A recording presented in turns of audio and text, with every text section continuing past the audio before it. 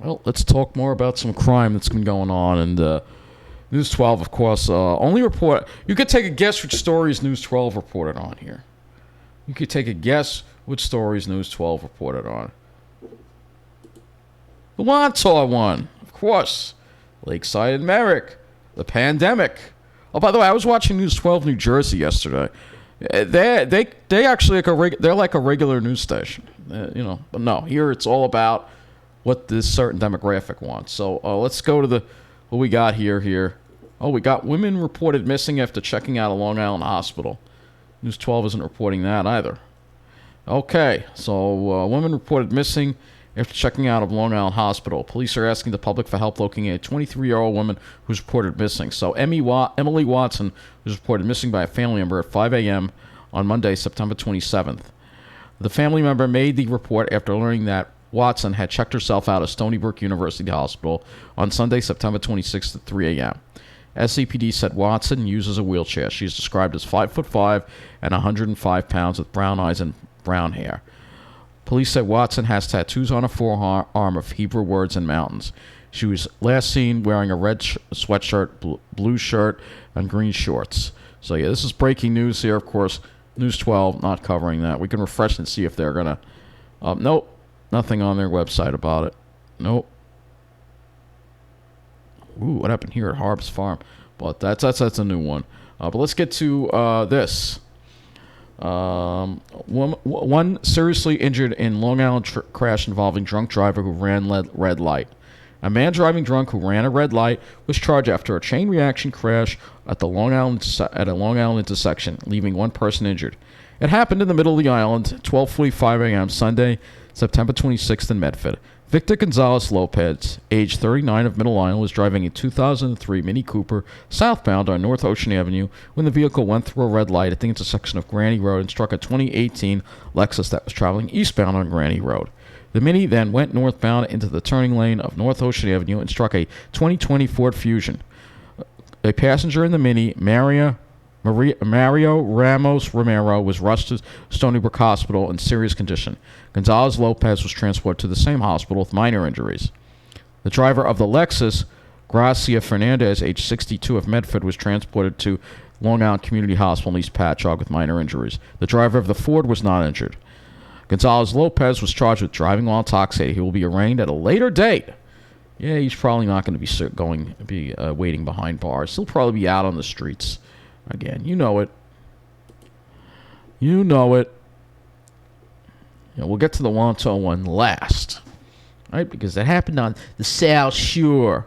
Here's another thing that happened on the South Shore. Police searching for suspect accused of attacking a woman on Long Island. And this happened in Patchogue at 11:40 p.m.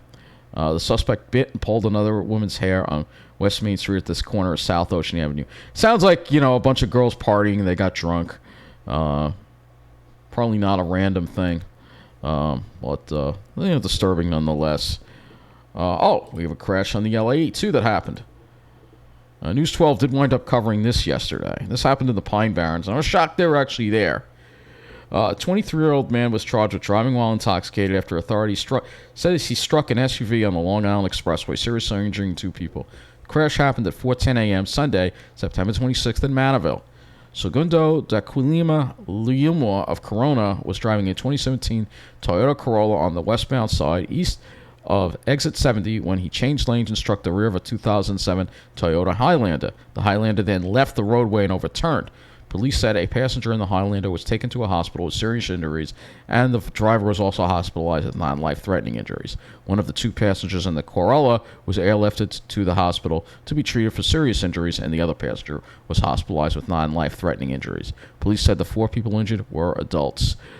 So another incident there, and let's see, we've got a whole bunch of things going on here. 7 rescued in Oyster Bay after boat begins taking on water. How could News 12 not cover that? 7 people were aboard a boat that was taking on water. Were rescued by police on Long Island. Happened 3:30 Sunday, September 26th in Oyster Bay. According to police, Nassau County Marine Bureau received a call for a vessel taking on water while being towed. It was determined the boat was taking on water due to turbulent sea conditions. Marine 11 was dispatched and safely transferred all 7 persons on board, and they were transported to a local marina. All right, I go to this one. Man critically injured after being struck by car on roadway. Oh, this also happened in the middle of the island. News 12 ain't going to cover it. A man was injured after being hit by a car on Long Island. This took place on 9:40 Sunday, September 26th on Route 112 in Medford. Oh, boy. Medford. Now, they're trying to ruin that, too. According to police, a 22-year-old Medford man was driving a 2005 Honda Civic southbound on Route 112 south of Granny Road when he struck a 54-year-old who was walking in the roadway. The victim, whose name is being withheld pending notification of next of kin, was transported to Stony Brook University Hospital in critical condition. The driver was not injured. The Honda was impounded for a safety check. Dog rescued after house fire breaks out in Nassau County. Didn't hear about this either. Authorities rescued a dog from a house fire on Long Island. Officers responded to a report of a fire at a home at Prospect Avenue in East Meadow at 11:45 a.m. Saturday, September 25th, according to the Nassau County Police Department. Police said while searching for any occupants of the building, NCPD officers and an East Meadow firefighter found an unconscious dog trapped inside of the home. They rescued the dog and administered oxygen. NCPD said after several minutes, the dog became fully conscious again and has not suffered any injuries from the fire. An officer was treated for smoke inhalation at the scene. No other injuries were reported. East Meadow fires extinguished the blaze. Police said no criminality is suspected and the investigation is ongoing. Oh, man, so much going on. And let's go to this one. News 12 barely covered this. Deadly shooting in Elmont. Suspect at large after man shot and killed in broad daylight in Nassau County. A suspect is at large after a man was shot and killed in broad daylight on a residential Long Island street. It happened on Friday, September 24th at 5:15 p.m. in Elmont. Officers responded to a call for multiple shots fired in the rear of 100 Raff Avenue, and upon investigation discovered the man who had been shot. The victim was pronounced dead at a local hospital by a physician around 5:55 p.m. The investigation is ongoing, and the victim's identity has not been released. So, again, this is a picture where it was. Elmont, obviously, another area that's being redlined. Now let's go to this one. Oh, yeah, I got to read this one, too. I don't think News 12 covered this one either. Nassau County man accused of entering parked vehicles. A 35-year-old man was arrested for larceny after allegedly entering other people's parked cars on Long Island. George Lee Faizaviv of the hamlet of Lakeview in Hempstead was arrested. That's in the middle of the island for the incident that occurred in Garden City South. That's in the middle of the island too, 6:20 p.m. on Tuesday, September 21st. Officers responded to a report of a man entering parked vehicles that didn't belong to him and saw Faizaviv entering a vehicle in the area. Police said when officers attempted to identify Faizaviv and find out if the vehicle was his, he ran away and refused to obey commands to stop. Officers were assisted by the K-9 unit and aviation unit as they searched the area for the suspect. Eventually, Faizaviv was brought into custody. NCPD said Faizaviv is charged with third-degree criminal trespass and petite larceny, and he is scheduled to be arraigned on Wednesday, September 22nd. So you have that going on as well. News 12 didn't cover that. Now let's go to the one story News 12 did cover, because it's all about the South Shore. Wantagh man accused of assaulting officer. And they only spent 26 seconds on it, but police say a Wantagh man has been arrested and accused of assaulting an officer. News 12 told officers that they responded to a family disturbance on Red Maple Drive at 1 a.m.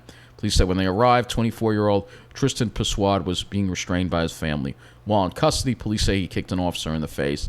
The officer was treated for bruises to his face and blurred vision, but is expected to be okay. He's now facing assault charges. Again, not really quite a random crime, but again, it's Wantagh. You're safe there. And then, of course, another thing here at Lakeside School in Merrick, deemed safe after threat. There was a threat to the school today, by an anonymous threat. The nature of the threat was not immediately clear. Lakeside School received another threat earlier this month, September 27th. And of course, it's all about Gabby on News 12 South Shore, because she's from Blue Point.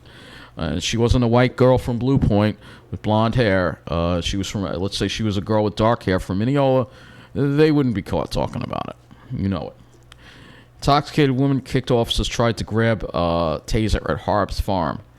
So this happened in Manitowoc. A Huntington woman is facing charges after an incident and altercation with police Saturday evening at Harb's Farm Stand and Vineyard in Manitowoc. Police say 55-year-old Igana Brigandi of Huntington kicked 2 police officers, tried to grab one of the officers' holstered taser, and bit his arm.